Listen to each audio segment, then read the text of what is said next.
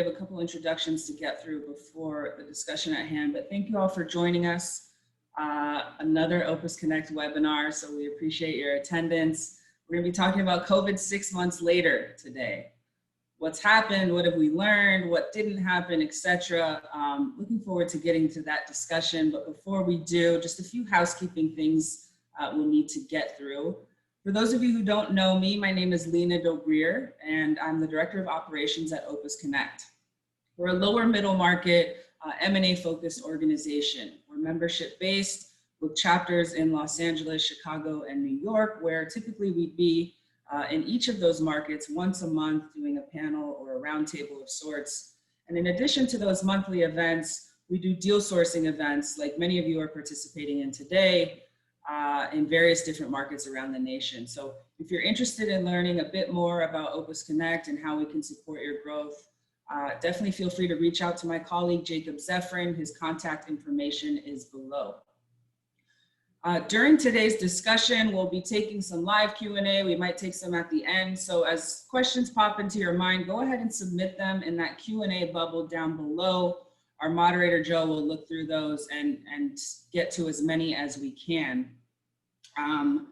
These events, of course, would not be possible without the support of our sponsors. So I want to give each one who is here an opportunity to say a few words.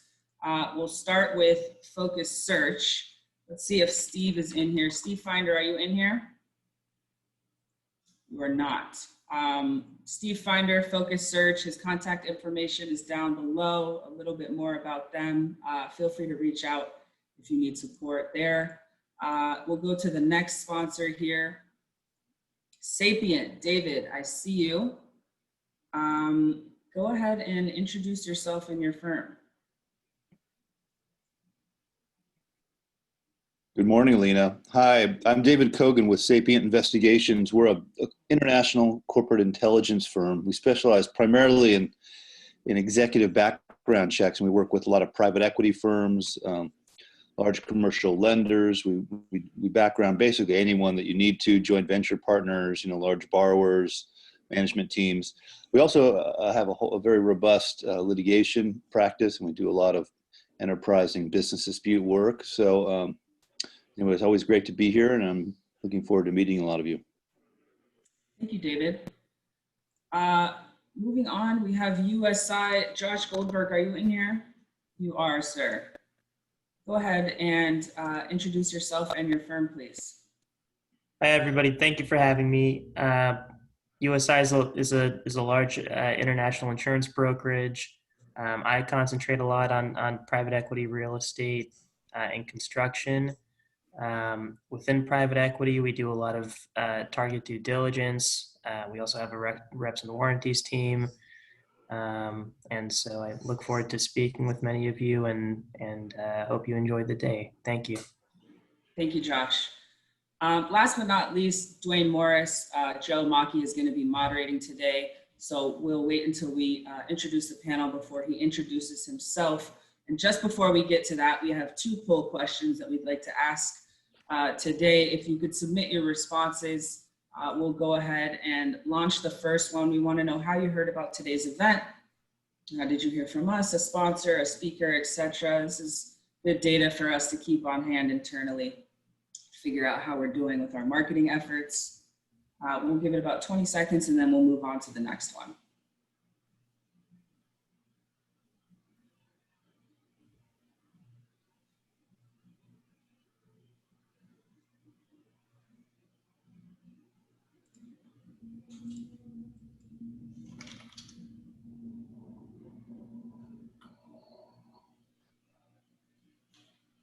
Okay, great. A lot of you heard from us. Good. Speakers and sponsors, thank you for your support. We appreciate that. Our second and last question, poll question that we want to ask is, who are you? Which best describes you? This will be helpful for our panel so they know who they're speaking to. We do have a Deal Connect afterwards, so I expect some capital providers and investment bankers. But we'll go ahead and give it about 15 seconds and then we'll get started.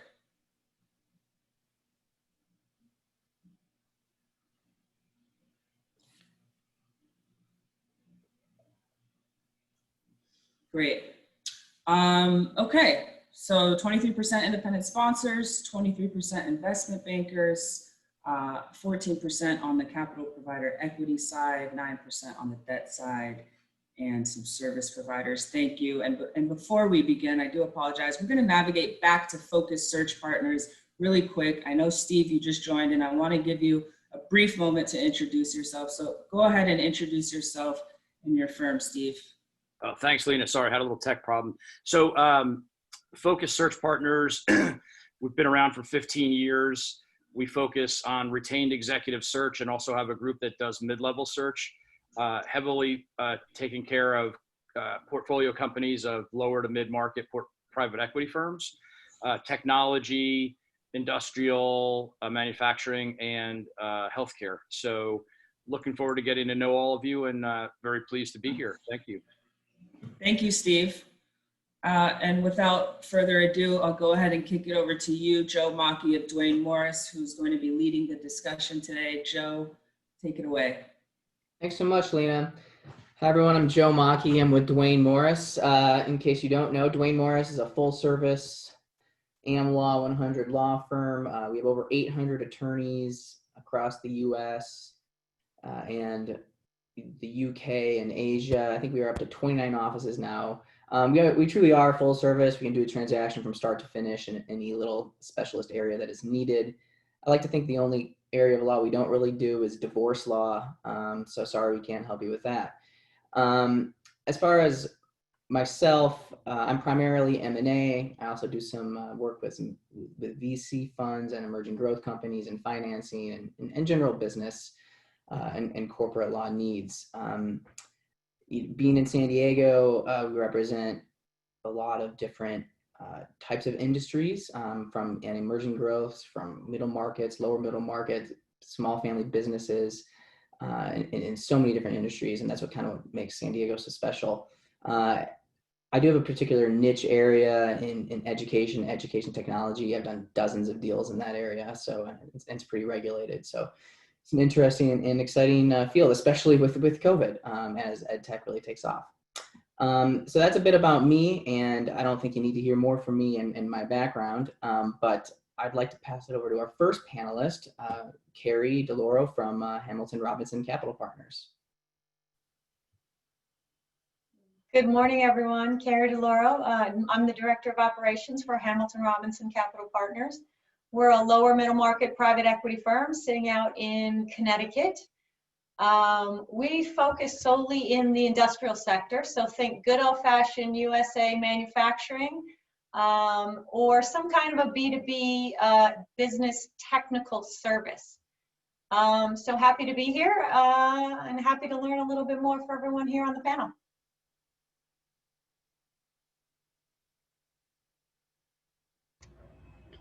Good morning, everyone. My name is Daniel Servent. I work with Corporate Finance Associates. CFA is a 64-year-old private investment bank. We have 33 offices around the world. We cover about 20 different industry groups. My office is based here in Orange County, California, and our team tends to focus more on what we call highly complex, heavily regulated industries. So that's aerospace and defense, healthcare and life sciences, energy, any industry with a 3-letter federal agency. Thanks, Daniel. I think Stefan, you're up next. Thank you. Hi, my name is Stefan McQueeson. I'm a principal at CBF Capital Partners. We're a lower middle market mezzanine financing and private equity firm. We are based in California. I run our San Diego office. I'm based here in San Diego. We focus on, again, lower middle market, pretty industry agnostic, looking to deploy anywhere between $5 and $20 million per transaction in companies that have anywhere between 2 and 10 million in EBITDA. And our focus is mostly on the West Coast as well. I look forward to talking a little bit more. Thanks. Thanks, Stefan. And I think our last panelist here is Stuart Moss. Thank you, Joe. Keystone Capital Markets is a lower middle market investment bank. We're headquartered in Irvine. I'm in the San Diego office, not too far from Stefan. We're generalists for the most part, focusing on helping business owners develop growth or exit strategies. Size of those companies are typically anywhere from 10 to 200 million in revenue. And we've got about 15 principals, mostly senior individuals that are working nationally and in some cases internationally. Thanks, Stuart. So as Lena kind of introduced earlier, I'm not going to read this slide, but and then you all saw the title, so you got the gist of what we're going to talk about today. But I'd like to start kind of big, maybe move a little bit down to more details. Hopefully, keep it a little positive. I know it's hard to with pandemics, and I kind of want to make this collaborative. We came up with our own questions that we thought might be interesting. But I want to hear from you guys. So please feel free to do the Q&A. I'll be monitoring as best I can, and we'll get your questions answered, and we'll move from there. So as I said, let's start big here. So I'm gonna start with Stuart.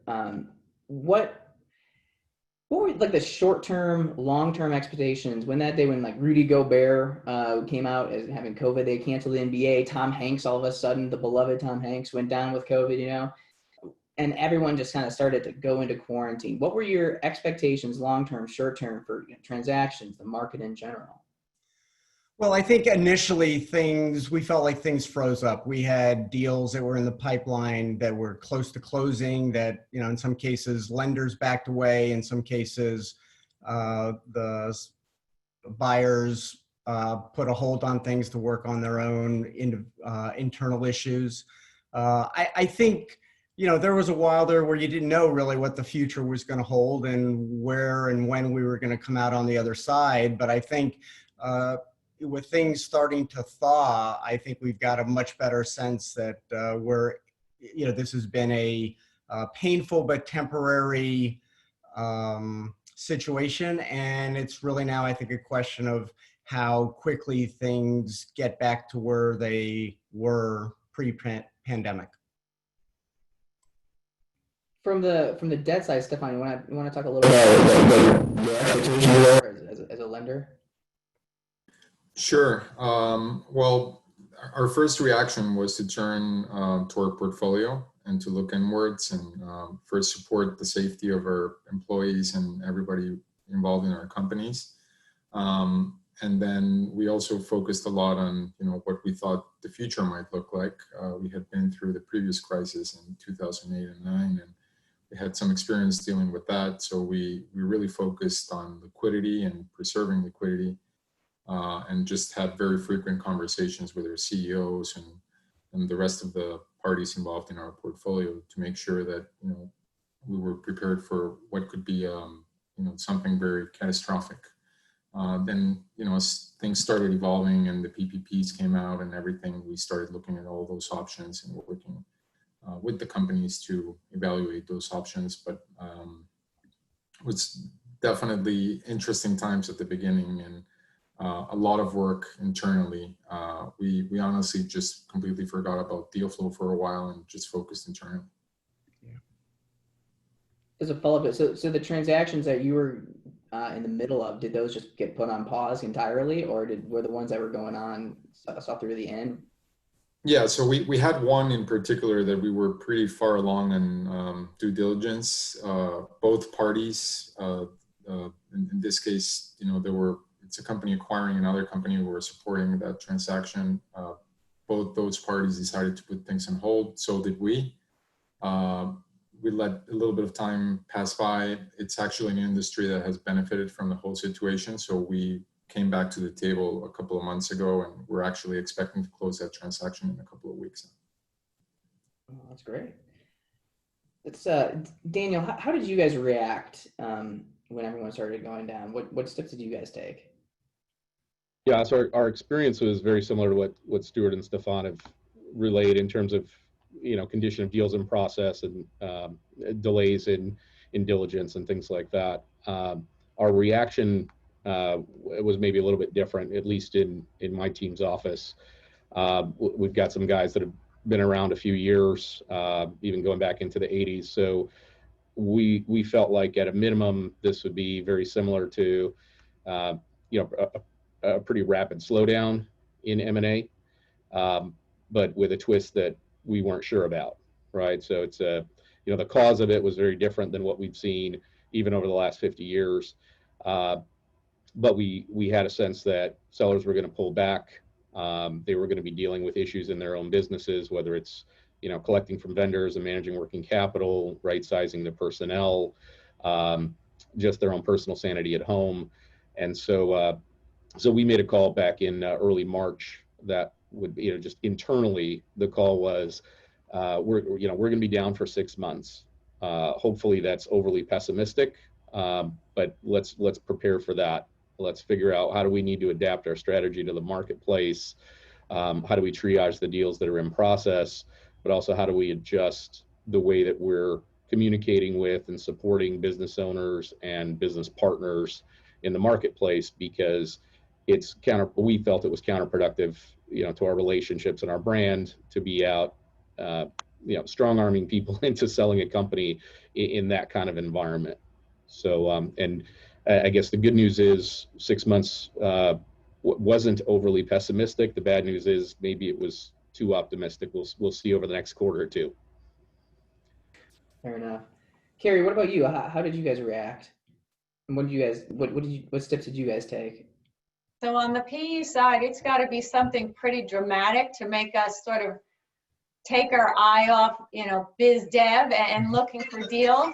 And this definitely was a situation where that happened, sort of pencils down on business development and all eyes focused on our portfolio companies. So we have 7 portfolio companies across the country. And we were very fortunate that they were all deemed essential. We're, again, all in the industrial business, so they were all needed. But that also came with its pluses and minuses. We didn't have any layoffs, and fortunately, we are in a few industries where we've actually increased our employees. But that first month was all about how can we support our portfolio companies. I mean, these CEOs are seeing things they've never seen before. We deal in the lower middle market, so you're dealing with companies, between 4 and 8 of EBITDA. So they don't have huge management teams. There's not a lot of support there. They all run pretty lean. You got to put safety first. I mean, safety comes before BD. I agree with Dan. It's got to be pencils down for a little bit. We enacted town hall meetings with all of our CEOs. You're not alone. We're all in this together. Let's get some group think. And let the best ideas bubble to the surface. And that really was invaluable, I think, to both us, even to be able to communicate that to our investors. I think it gave everybody a sigh of relief that, there's somebody who knows what's going on and you're in constant contact with everybody. I think that was really the shining star of the first couple of months of COVID was, could you keep your communication and your transparency up? And that's really what we focused on. And now, I think for us, for the most part, the crisis is over. And we are now much more focused on BD. We're traveling, we're visiting management teams. We're holding off until, you get to sort of the IOI, LOI stage. But, as far as P is concerned, I think you'll see we're all trying to come out of this and, looking forward to getting deals done. There's a lot of money up there that needs to be put to work. Thanks, Carrie. As far as your portfolio companies are concerned, did you guys refinance anything, inject fresh equity? As I know you guys were kind of constant communication, but were there any actual investments going on there, or was it kind of just let's study the course and monitor? We were fortunate. Sort of our model is to use reasonable leverage. So, we're most of the time won't even stretch into the 4. 5 and 6 times is not where we play. So, during these crises, which now seem to come, kind of rolling every 7-8 years, you're going to have a major dip. We've just learned to keep our leverage low, 3 times maybe. And so when you have these dips, your first instinct isn't, I'm going to break all my covenants. You know, I'm going to have all these extra charges on top of everything else. And that just is invaluable to our management teams. And, you know, I would just caution the lenders and the iBanks out there.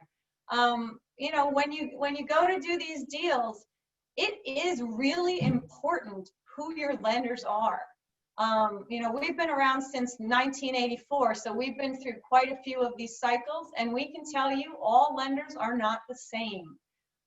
You know, sometimes it would be a lot better to trade a few points in your interest rate to ease up on your covenant restrictions, because there will be bumps in the road. And we all need to keep that in mind and try to reduce that risk. And not even risk, but just the pressure of it on our management teams, where we've had that before, is just takes their eye off the ball, you know, and it's something they shouldn't be worried about. Right. Actually, let's talk about the lending market for a bit. How has the debt market impacted in the investors and transactions in general? I don't know, Stefan, maybe you want to take the first at this. Sure. Well, we have seen the debt markets overall dry up significantly. Part of it is, you know, the PPP program is out there, and so companies have that option. In our case in particular, most of our companies, since we're an SBIC, the affiliation rule didn't apply to our portfolio, so we were able to help our companies, the ones that needed it, get the PPP loans. But you know, banks have significantly tightened their criteria. There are other options like us, you know, mezzanine lenders and alternative lending institutions that are out there, and we're actively looking to deploy capital. So I guess people are looking at alternatives and more flexible ways. Just like Carrie was saying, it might be better in these sort of circumstances to pay a little bit more, but to have that flexibility and to have, you know, more flexible covenants as well that provide you flexibility. So we have seen tightening in the market, and we will continue to see that probably in the next, you know, couple of months or so. At some point, we expect banks to, you know, start lending again. They have to. That's their business. But as of now, the Fed has also indicated that they should be, you know, cautious, and there's other programs like the Main Street Lending Program that's out there. Unfortunately, you know, less than 5% of that has been of the monies that were appropriated for that have been deployed. So we're starting to see what will go on with that. Companies are starting to look at that as an option, the ones that are a little bit more troubled.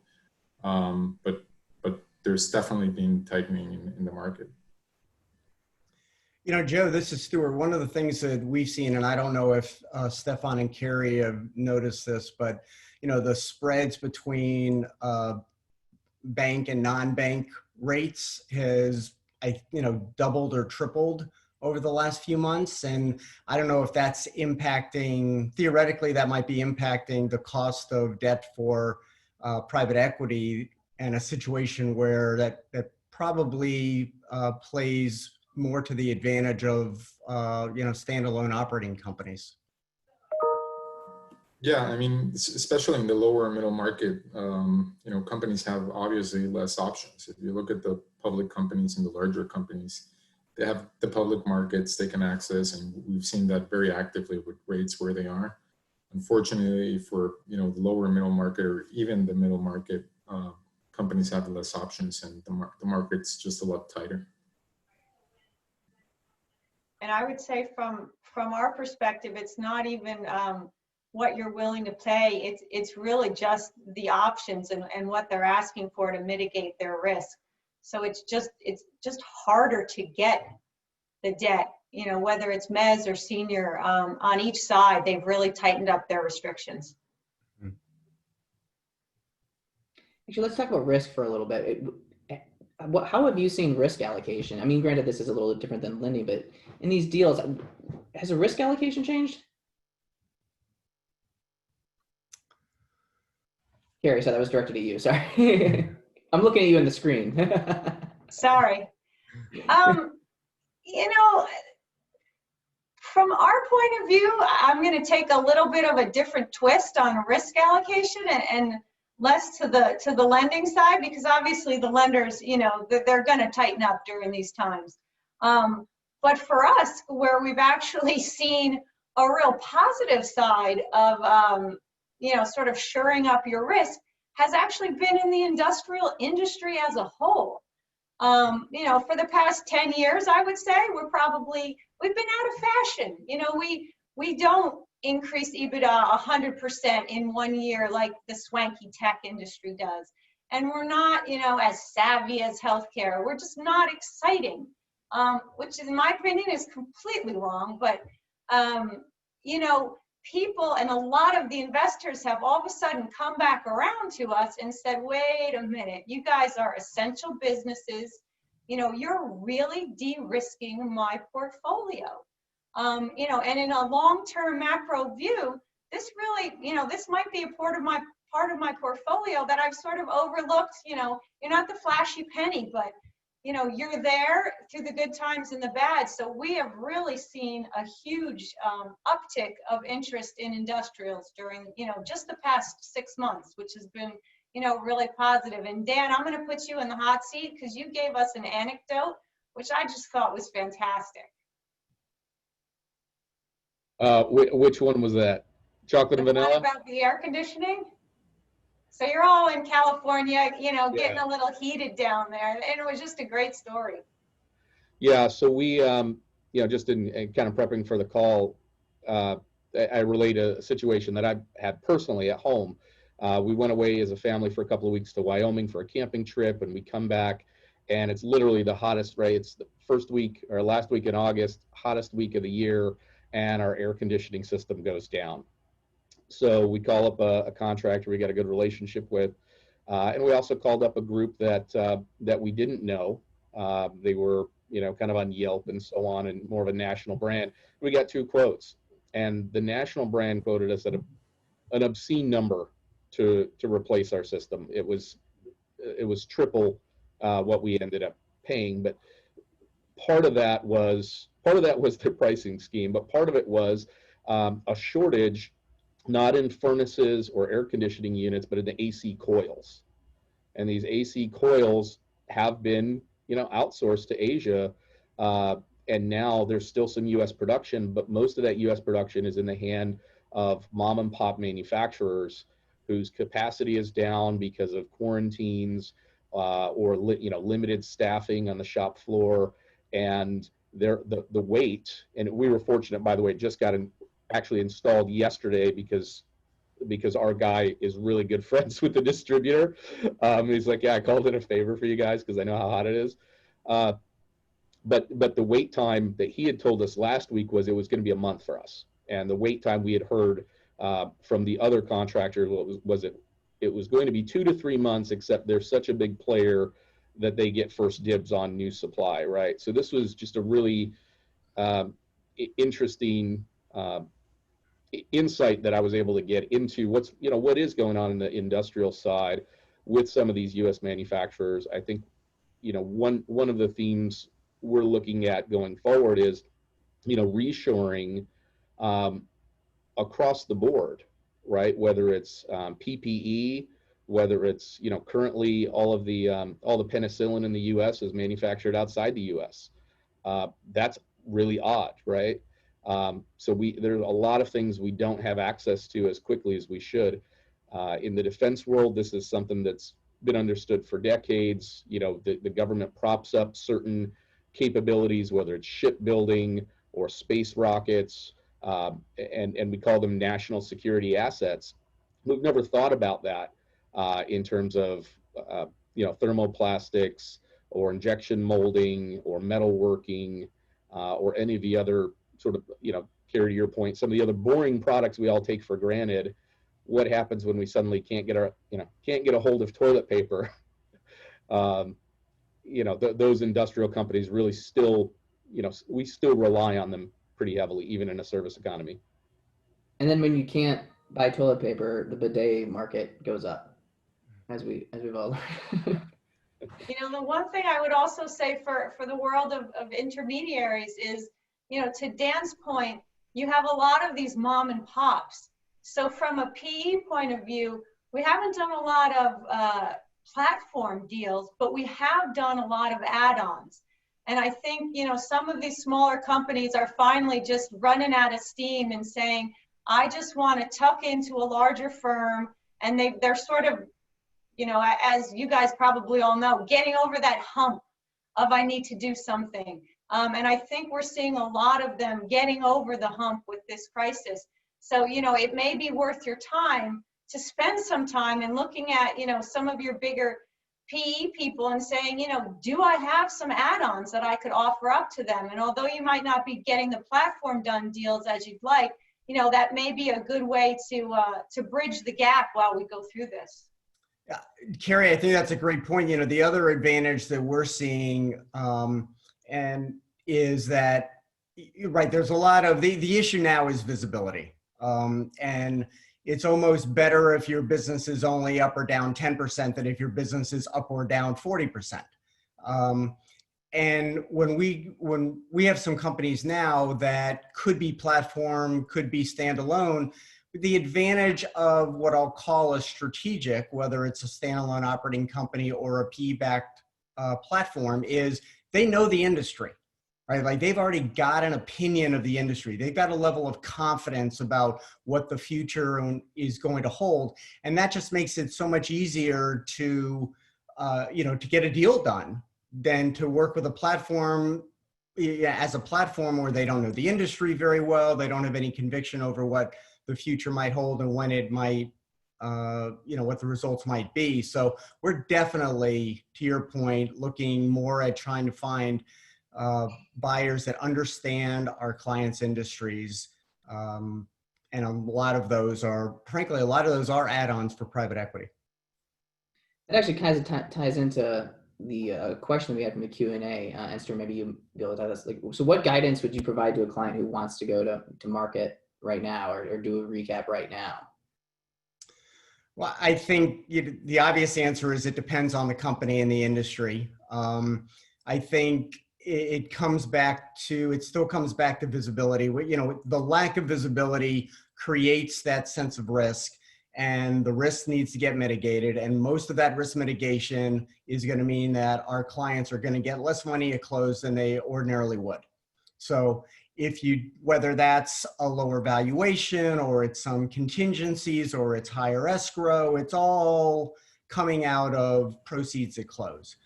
And we said to clients, if you don't need to sell now, going out now, you don't want people to incorrectly assume that you need to sell. So if your business is going well, if it's down, but you've got some, the prospects in your industry and your company are strong, then let that play out a bit, so that you have some historical basis, and then you can start looking at backlog and things like that to build some confidence in the investment community that your business is going to perform the way you think it's going to perform. Otherwise, you're going to get paid on some valuation that is going to be lower than what you probably think the business is worth. So do you think the valuations have changed, or I've seen some reports say that they've kind of kept steady? Yeah, I don't know that valuations have changed dramatic. Well, look, I think it depends on the situation. I think one of the reasons why valuations haven't come down is because a lot of deals aren't getting done, right? Those deals that would normally be repriced, they're just not getting done.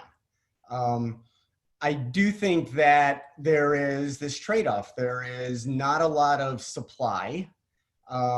So there is an opportunity, if it's an attractive asset, for those valuations to remain high. I think the issue is the structure around that deal is going to be very different than it was before COVID, because the future is just so uncertain.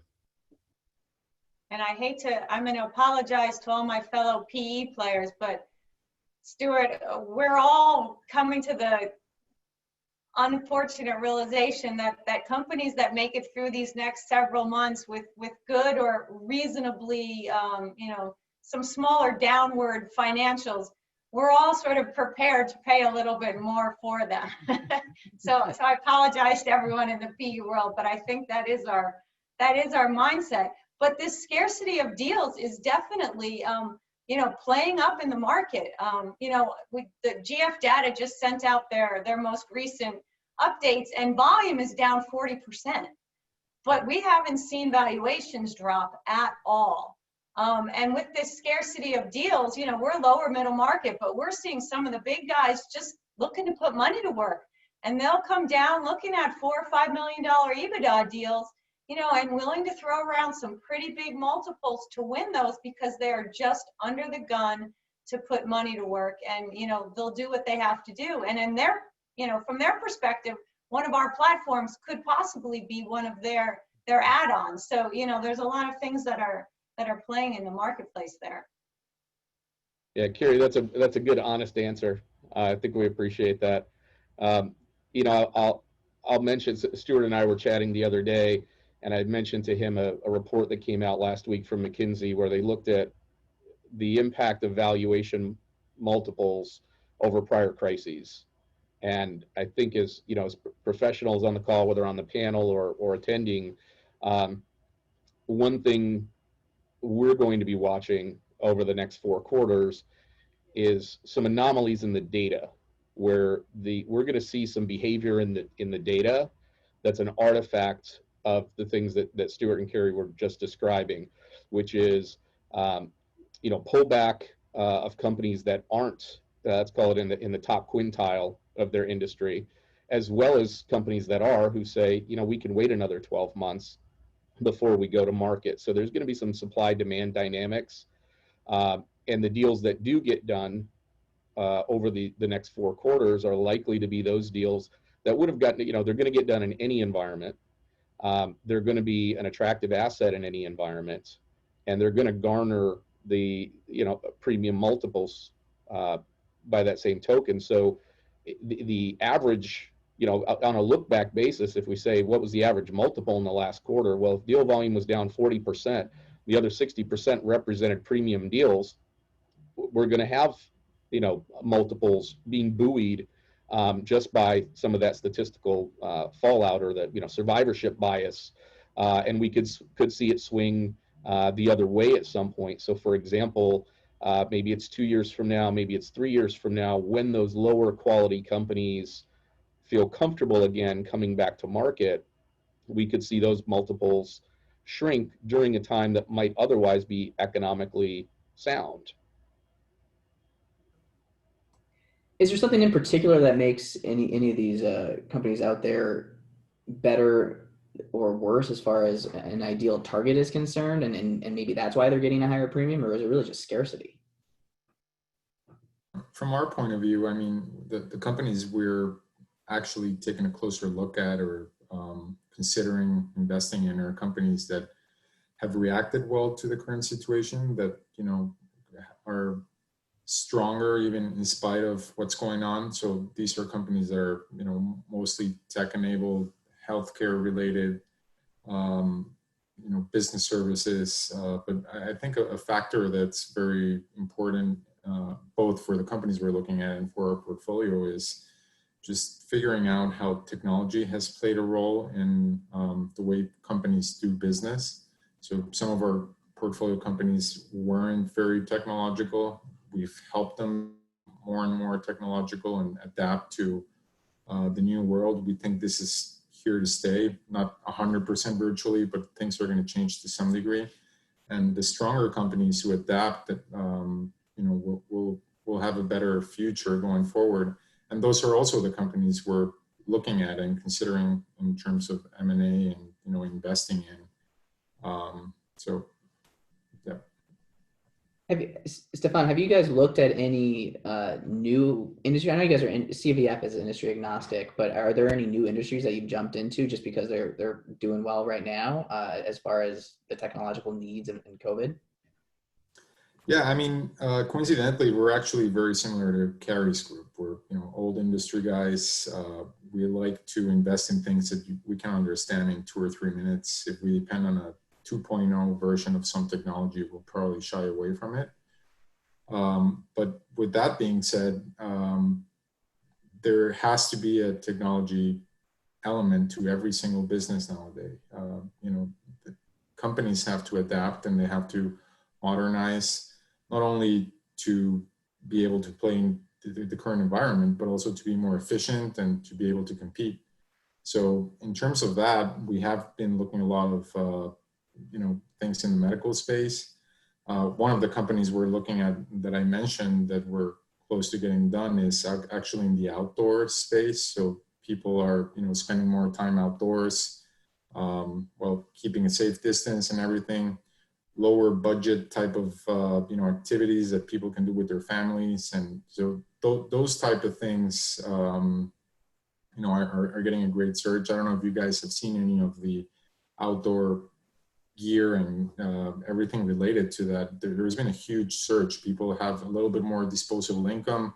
They don't have a lot of options for entertainment. So all those type of services and products have had a huge surge. So those are things we're looking at as well, how, you know, consumption habits will change and how people will look at spending their money going forward now with everything that's changing, not only in terms of technology, but how they, you know, spend their free time and you know, how they go about their lives on a day-to-day basis.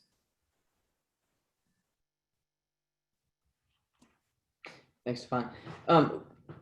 Kind of going back to the industrial aspect of this, and Carrie, maybe, and Daniel, you guys were talking a lot about this, but as far as needs and what happens when things get shut down, do you think the love that maybe PE funds wouldn't otherwise have for manufacturers and things like that is here to stay for a little while just because of their steadiness, or do you think this might just be a momentary trend and then they'll jump back into the tech world?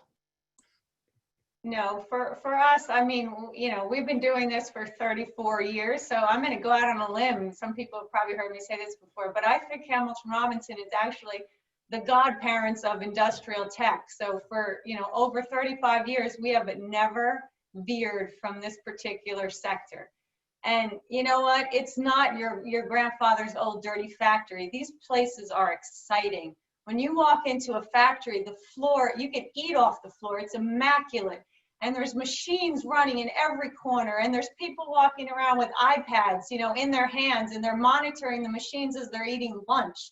I mean, you know, it's not them standing around, you know, with dirty gloves on anymore. It's completely, you know, been turned on its head. And we are one heck of a dynamic industry when you really dig deep and look at U.S. manufacturing.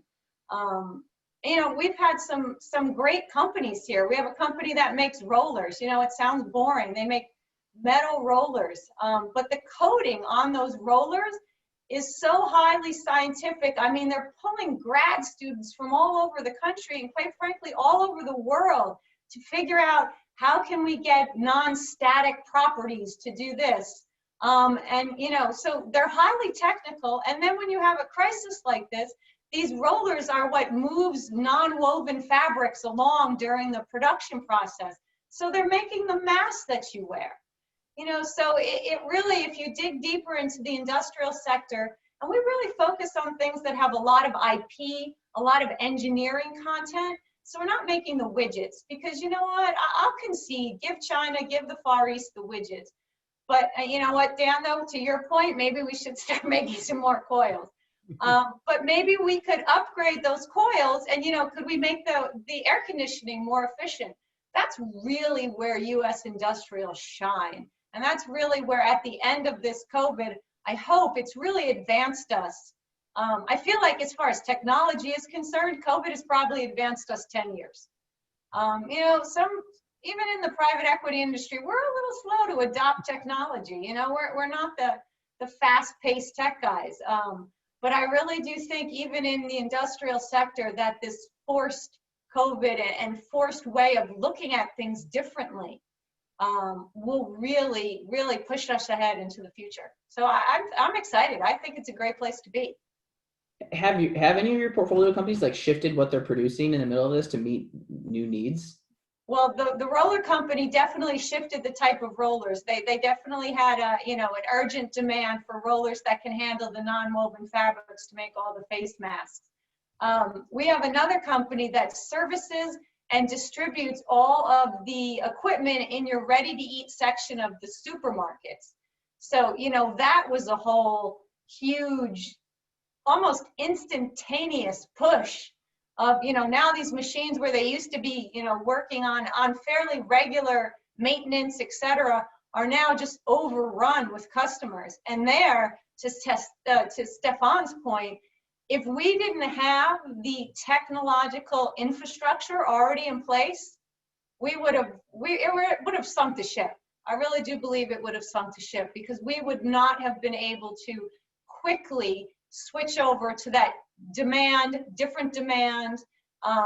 You know, it was a whole new ballgame in the way you worked, but that technology really allowed us to pivot quickly, because you're talking about technicians and vans and what do you have in your van? And, you know, you're talking mobile inventory. So there was this whole, you know, sort of new wave of orders that came in literally within a few weeks that you had to be able to service. And I think, you know, again, on the intermediary side, if you have companies that were really able to pivot that quickly, we're going to have our eye on that. It's going to be important to us when we look at a SIM. You know, and the other thing I would say is just try to be as transparent as you can with us about, you know, the any costs that they incurred. We've had all our CEOs and CFOs sort of go back and start to really look at what was the expense of COVID on people. Did we have to give bonuses because of the $600 stipend the government was giving out to attract, you know, employees to come into the factories? So all of that kind of stuff, if you could sort of package that up and sort of have a real handle on it, I think it would help us a lot, you know, sort of move through the transaction much quicker and not have so many questions and sort of leave you in the lurch. We'd be able to get to a yes and an IOI and an LOI a lot faster and have a lot more confidence if you said, listen, we've already done our diligence and these were the numbers that we're looking at. Yeah, you know, I think perhaps at the thematic level, if you were to say critical infrastructure is something that can't be outsourced, right? And maybe some components of that can be, but at some point, critical infrastructure, whether it's large equipment that can't be shipped, whether it's the just-in-time service or inventory on demand, those aspects of critical infrastructure make that a secure segment of the economy. If that thesis is correct, I think we're going to be redefining critical infrastructure as time goes on. And within the industrial space, I think if you take a company like a DuPont or a 3M or a Corning and you envision those companies being 100% overseas, that doesn't work. And it doesn't work for reason number one is the innovation, whether it's material science, manufacturing, pardon me, manufacturing processes, you know, all of the improvements that these companies have made over the last 50 or 100 years have been made here in the US.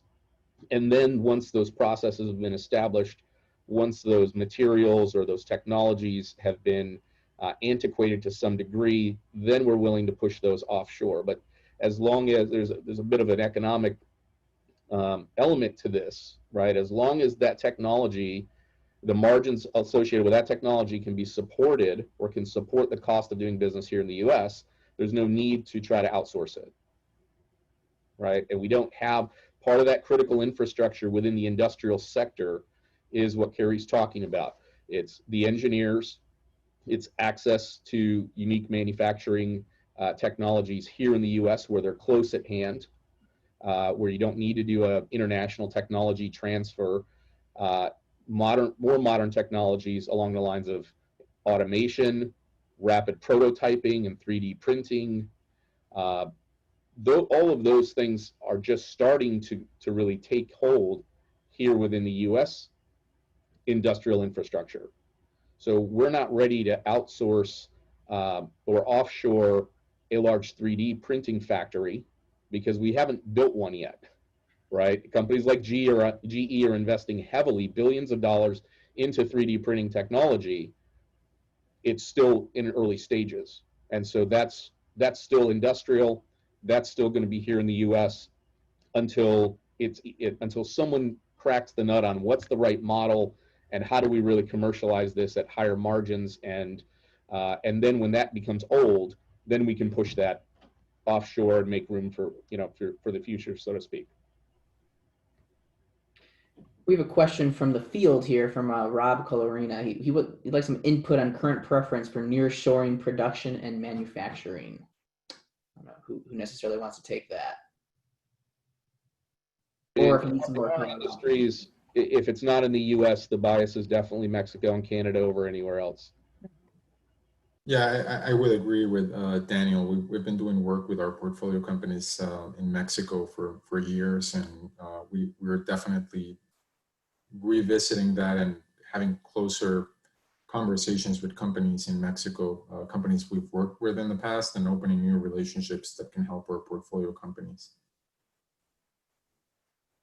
I think that idea of nearshoring, it's not just nearshoring, it's almost, you want to be physically closer to your big customers. And I did something with ACG on supply chain, and, having your management teams actually take the time to run a model of the full landed cost of a product. I think that's what we sort of need to get across to everybody, is really look at the total cost and the total risk factors that you have out there to bring it in from, a foreign country.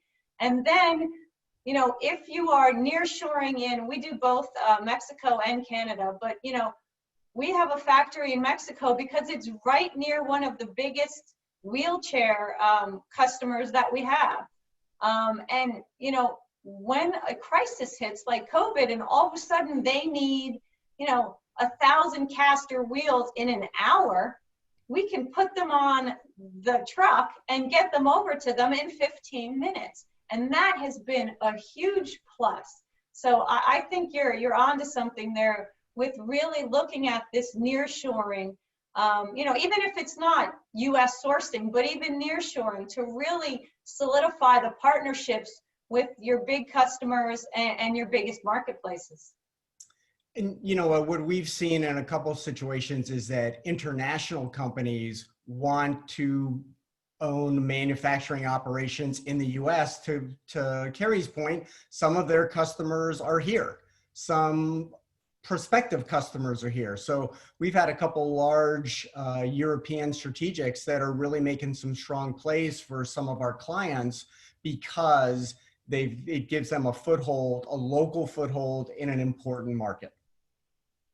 And again, if you're an intermediary and you have some time to really look at some of your biggest, PE clients that you deal with, take apart their portfolio.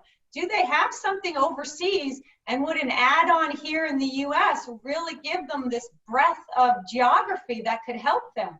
That's a very powerful thing to come to a PE player with and say, listen, I've got this add-on, and I think it works because you really get the benefit of nearshoring. I think it would be a great play for you guys. That makes a lot of sense. So we have about 5 minutes left, and I think I want to hear from each of you in that time. So probably about timing it right here. So what are your revised, now that we've had 6 months since COVID, what are your revised short-term and long-term expectations for the market and transactions? I guess in my little window here, let's start with Stefan and then we'll go down. Well, I think Stuart touched on this a couple of times, and I think the key word is uncertainty, right? So we're being very cautious, and that uncertainty is bringing lower number of deals for us to review as well, added to the fact that we've been mostly internally focused, and now we're starting to go out and looking for new deals.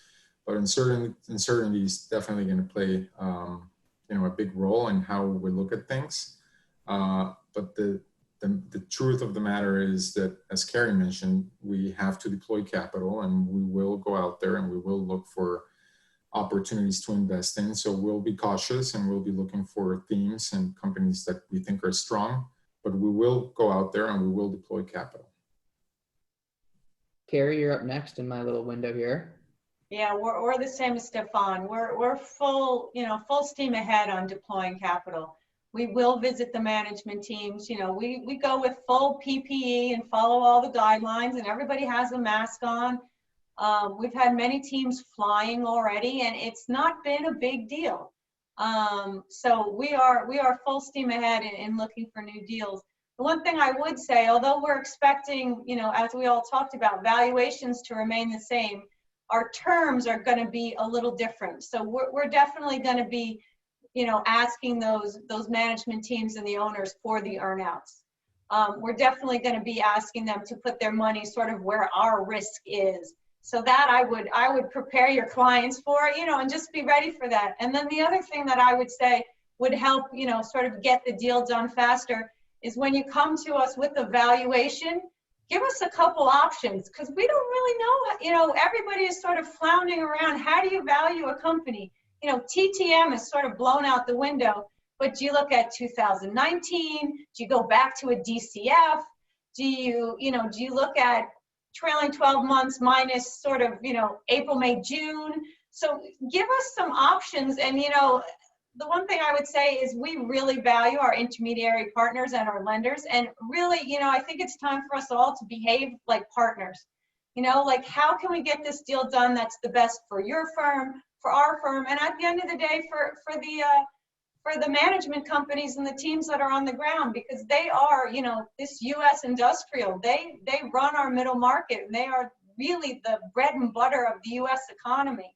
So if as a team, we can all help these companies, rise above this, I just think we're all in a better place. Thanks, Carrie. Stuart? Well, I think picking up on what Carrie said, what we're advising our clients is when they say, well, when should we go to market? We'll say, well, you should go to market at the point where we have a consistent, rational story that ties the future with the past. And that starts with, you really need to understand your business probably better than you used to. Where is your revenue coming from? You really need to slice and dice that so that you understand how this type of environment is impacting it or isn't impacting it. And you need to understand, when you put together projections, what is that thought line from 2021 back to 2019 or 2018? What are the assumptions you're putting behind that? Because that's really what investors really care about. It's not so much the numbers, it's the assumptions behind the numbers, because then they can draw their own conclusions. Daniel?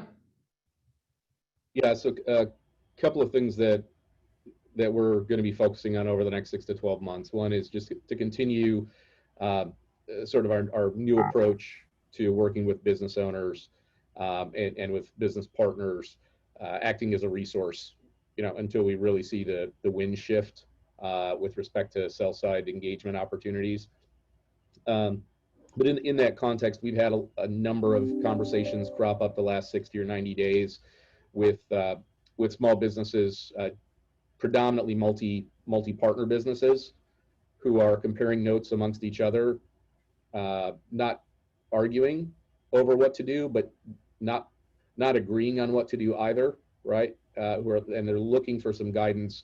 And to Stuart's point, for a lot of these companies, they should probably wait. Maybe they should wait 12 months, 18 months, 24 months. But what we're telling them is, you should wait till you're ready, and let's focus on developing a relationship together over the next 12 or 24 months where we can help you to get ready. And we're exploring some ways to productize that, if you will, to say, there's a way for us to coach you through your, I guess maybe called an exit planning process, to get your business ready today. If you're running QuickBooks and you've never had an audit and never had reviewed financial statements, you don't need to hire us right now to take your business to market. You need to go hire a CPA firm and clean up your books and get a third party to weigh in on that, because you're gonna, they'll lose more from that than almost anything else in their business with respect to value. They just need to sort of get themselves in a better position. And what we're really pleased about is, I think right now, sellers or business owners are willing to have that conversation, as opposed to being in a hurry and having, more of a traditional expectation that when they hire an investment banker, their bids are going to be on their desk in the next 60 or 90 days, and they'll get their deal closed in, 4 or 5 months. That's just not, that's not the current reality.